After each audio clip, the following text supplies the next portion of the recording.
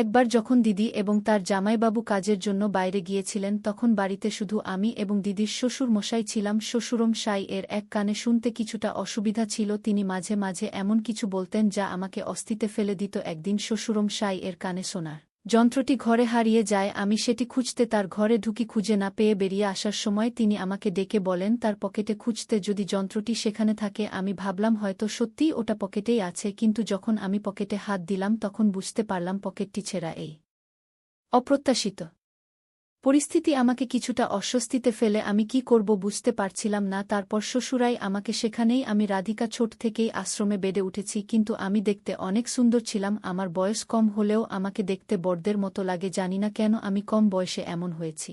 আমার মা বাবা কেউ নেই, তাই আশ্রমই ছিল আমার সব। সেখানেই দ্বাদশ ক্লাস পর্যন্ত পড়াশোনা করেছি। সম্প্রতি আমি আশ্রম থেকে বের হয়ে নতুন জীবনের পথে পা দিয়েছি। গত বছর আশ্রমে কাজ করতে আসা কবিতা দিদির সঙ্গে আমার পরিচয় হয়েছিল। দিদি খুবই ভালো মনের মানুষ, সবসময় আমাকে নিজের বোনের মতো দেখতেন। যখন আমি আশ্রম ছাড়ি তখন দিদি আমাকে তার বাড়িতে নিয়ে যান। দিদির বাড়িতে গিয়ে আমি তার ৬-০ বছর বয়সী শ্বশুর মোহনজির সঙ্গে পরিচিত হই। প্রথম দেখা থেকেই তিনি আমাকে অন্যভাবে দেখছিলেন। আমি কখনো ভাবিনি তিনি আমার সাথে এমন কিছু করবেন যা আমার জীবনকে পুরোটাই বদলে যাবে। আশ্রম ছেড়ে বের হওয়ার সময় দিদি আমাকে বললেন, রাধিকা, যদি তোমার কোনো আপত্তি না থাকে আমি তোমাকে আমার কাছে রাখতে চাই। তোমার ভবিষ্যৎ পড়াশোনার সমস্ত খরচ আমি দেখব। এরপর দিদি আমাকে তাদের জীবনের একটি গোপন কষ্টের কথা জানালেন।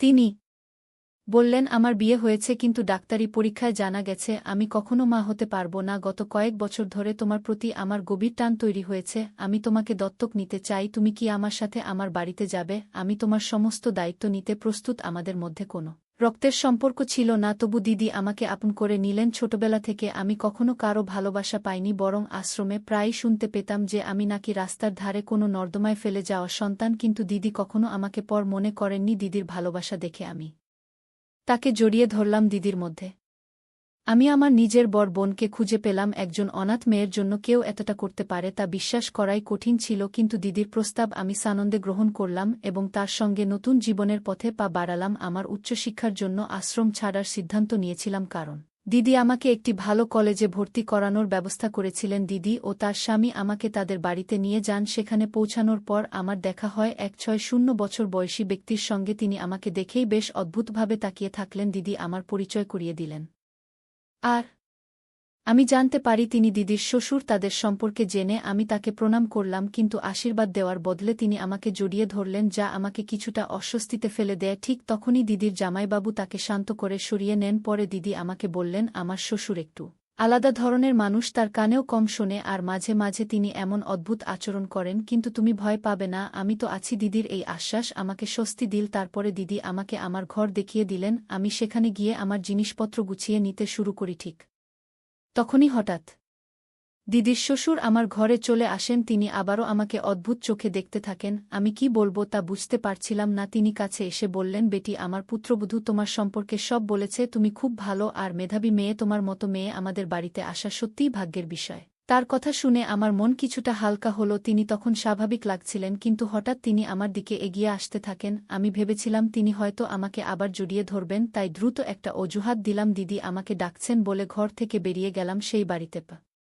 প্রথম ৩ দিন দিদি ছিলেন বলে সবকিছু ঠিকঠাক লাগছিল, কিন্তু দিদির শ্বশুরের আচরণ আমাকে কিছুটা অস্বস্তিতে ফেলেছিল। ৩ দিন পরে দিদি আর জামাইবাবু গ্রামে যাওয়ার প্রস্তুতি নিচ্ছিলেন। দিদি বললেন, আমার মাম হাসপাতালে ভর্তি আছেন, তার দেখাশোনা করার কেউ নেই, তাই আমাকে যেতে হবে। শ্বশুর সাইকে তো সঙ্গে নেওয়া সম্ভব নয়, কারণ তার দেখাশোনার প্রয়োজন হবে। রাধিকা, তুমি কয়েকদিন বাড়ির দায়িত্ব নিতে পারবে তো? দিদি খুব নম্রভাবে বলছিলেন। আমি বললাম, দিদি, এত অনুরোধ করার প্রয়োজন নেই, এটা এখন আমারও বাড়ির শ্বশুর সাই, আর বাড়ির দেখাশোনার দায়িত্ব আমি ঠিকভাবে পালন করব। তুমি নিশ্চিন্তে যাও। দিদি আমাকে আশীর্বাদ করলেন আর বললেন, তুমি খুবই বুদ্ধিমতী, তবে সুশিংসায় মাঝে মাঝে খিটখিটে মেজাজে থাকেন। তার ব্যবহার দেখে ভয় পেজো না, তাকে বোঝার চেষ্টা করো। আমি তাকে নিশ্চিন্ত করে বললাম, তুমি নিশ্চিন্তে যাও, আমি সব সামলে নেব। এরপর দিদি আর জিজাজি গ্রামে চলে গেলেন। বাড়িতে তখন আমি আর দিদির শ্বশুরাই ছিলাম। সেই রাতে ডিনারের সময় শ্বশুরাই কিছুটা অদ্ভুত আচরণ শুরু করলেন। তিনি আমার হাত থেকে খেতে চাইছিলেন। দিদি আগে থেকেই তার এ বিষয়ে সতর্ক করেছিলেন, তাই আমি ভয় না পেয়ে তার অসুস্থতাকে বুঝে নিয়ে তাকে নিজের হাতে খাওয়াতে শুরু করলাম, কিন্তু খাওয়ানোর সময় তিনি বারবার আমার হাত ধরতে বা অন্যভাবে স্পর্শ করতে চেষ্টা করছিলেন। প্রথমে আমি এড়িয়ে গেলাম, কিন্তু তৃতীয়বার এমন ঘটলে আমি রেগে গেলাম। আমার রাগ দেখে তিনি মাথা নিচু করে ফেললেন। তার কষ্ট পাওয়া মুখ দেখে মনে হলো হয়তো আমার রাগ করা উচিত হয়নি। তার অসুস্থতার জন্য তিনি নিজের আচরণ বুঝতে পারছিলেন না। আমি শান্ত হয়ে আবার তাকে খাওয়াতে লাগলাম। তার পেট ভরার পর আমি নিজের খাবার খেয়ে নেই। সেই রাতে যখন আমি ঘুমাতে গেলাম তখন বারবার মনে হচ্ছিল কেউ যেন আমার ঘরে উকি দিচ্ছে। মাঝরাতে মনে হলো কেউ আমার মাথায় হাত রাখছে, কিন্তু আমি গভীর ঘুমে ছিলাম, তাই চোখ খুলতে পারিনি। এভাবে 5 দিন কেটে গেল। দিদির সঙ্গে আমার কথা তেমন হচ্ছিল না, তবে শ্বশুর অংশের অদ্ভুত আচরণ দিন দিন বাড়ছিল। আমি ঠিক করেছিলাম দিদি ফিরে এলে তার সঙ্গে এই বিষয়ে কথা বলবো, কিন্তু তার ফোনে যোগাযোগ করা যাচ্ছিল না। একদিন আমি স্নান করতে বাথরুমে গিয়েছিলাম। হঠাৎ মনে হলো ছবি তোলার আওয়াজ শুনতে পাচ্ছি। সঙ্গে সঙ্গে বাথরুমের জানালার দিকে তাকালাম, কিন্তু কাউকে দেখতে পেলাম না। সেদিনের পর থেকে প্রতিদিনই মনে হতে কাছে কিভাবে দাঁড়িয়ে থাকতে পারলেন। ধীরে ধীরে আমি তার অদ্ভুত আচরণের আসল উদ্দেশ্য বুঝতে শুরু করলাম। গিয়ে দেখলাম তার দৃষ্টি ঠিক নেই। যদিও আমার প্রচণ্ড রাগ হচ্ছিল, কিন্তু তিনি নিজের কাজের সাফাই দিতে ব্যস্ত ছিলেন। রাগে আমি সরাসরি নিজের ঘরে চলে গেলাম। ঘরে গিয়ে দিদিকে ফোন করার চেষ্টা করলাম, কিন্তু তার ফোন লাগছিল না। শ্বশুরাই এর ব্যবহার আমাকে ক্রমশ অস্থির করে তুলছিল। সেই দিন আমি সারাদিন ঘর থেকে এক পাও বাইরে বের হলাম না। এমনকি তিনি খেয়েছেন কিনা তাও জানার চেষ্টা করিনি। রাতে হঠাৎ শ্বশুরাই আমার দরজায় কড়া নাড়তে শুরু করলেন, কিন্তু আমি দরজা খোলার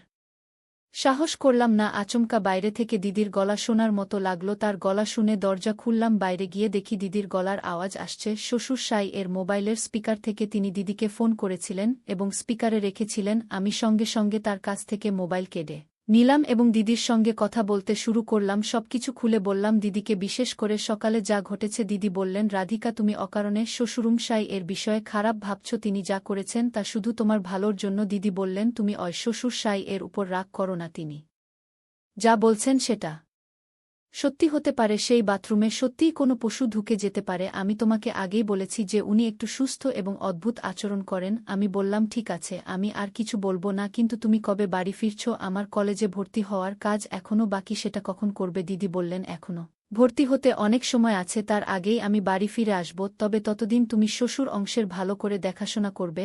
আমি আবারও দিদির কথা মেনে নেওয়ার প্রতিশ্রুতি দিলাম। মনে হচ্ছিল প্রতিবারই দিদি আমাকে এই পরিস্থিতিতে ফেলে যাচ্ছে। পরের দিন সকালে নাস্তার পর বসুরাই বাড়ি থেকে বেরিয়ে গেলেন। আমি তার কোথায় যাচ্ছেন তা জিজ্ঞেস করিনি। কিছু সময় নিজের কাজ নিয়ে ব্যস্ত থাকলাম এবং ভাবলাম দিনটা শান্তিপূর্ণ কাটবে। বিকেলের শ্বশুরাই বাড়ি ফিরে আসার পর আমার হাতে একটি চকচকে পোশাক ধরিয়ে দিয়ে বললেন, এই পোশাকটি পরে সাজগোজ করো। আমি স্পষ্টভাবে তাকে না বলে দিলাম। এরপর তিনি দিদিকে ফোন করলেন। সাধারণত দিদি এত তাড়াতাড়ি ফোন ধরে না, কিন্তু সেদিন শ্বশুরাই ফোন আমাকে দিয়ে বললেন, দিদির সঙ্গে কথা বলো। ফোনে দিদির কান্নার শব্দ শুনে আমি অবাক হয়ে গেলাম। তিনি বললেন, রাধিকা, আজ মনে হচ্ছে তোমাকে বাড়িতে নিয়ে এসে আমি বড় ভুল করেছি। আমি তোমাকে বোনের মতো ভালোবেসেছি, ভালো জীবন দেওয়ার জন্য এই বাড়িতে এনেছি, কিন্তু আজ তোমার জন্য আমার নিজের অবস্থান নিতলমল হয়ে গেছে। আমি হতবাক হয়ে জিজ্ঞেস করলাম, দিদি কি হয়েছে? আমি কি করেছি যার জন্য তুমি আমাকে এভাবে দোষ দিচ্ছ? দিদি বললেন, আমার শ্বশুর খুব রাগী মানুষ, তার কোনো কথা না মানলে তিনি সঙ্গে সঙ্গে রেগে যান। আমি শুনেছি তুমি নাকি তাকে অনেক সময় পাল্টা উত্তর দিচ্ছ, তার জন্য তিনি আমার উপর খুব ক্ষুব্ধ। যদি তুমি সত্যিই আমাকে বোন বলে মনে করো, তবে আজ থেকে তুমি তার সঙ্গে আর তর্ক করবে